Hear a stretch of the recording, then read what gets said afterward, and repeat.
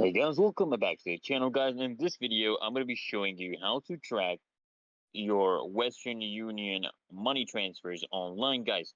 So it's really easy and simple. First things first, what you're going to do is you want to just go to the Western Union website and you want to find the tracking page. So up here, you're going to see this button right here that says track transfer. So this is what you want to actually click on. And then once you click on this guys, you're going to be redirected to this page where they're going to be asking you to enter some basic information about the transfer. So, for example, the tracking number, which is the MTCN number, or the sender's phone number. So you want to choose first whether you are the sender or you are the receiver of the transfer. This will be the first question. Okay, and then of course you got to enter this tracking number or the person's phone number.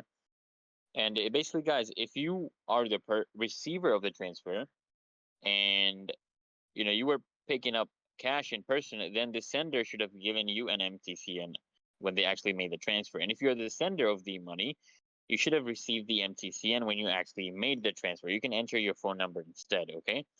And guys, if you don't have either the MTCN or the sender's phone number, what you need to do is you just need to click on the blue link at the bottom and bottom of the page that basically says you don't know the MTCN or sender's number. Okay, that's what you want to be doing. And then also, guys, you need to select, the receiver's country and the amount of the transfer. You need to enter it as well as the currency that you had actually used.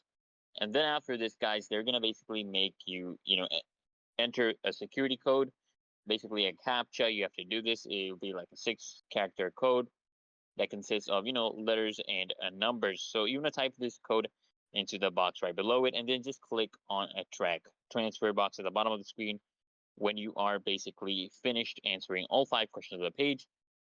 And guys, what's going to happen is you want to just log in now into your profile to see your transfer history. So basically, guys, if you sent the transfer using Western Union transfer page and create a profile, you can just come here, click on the login button after you enter your details.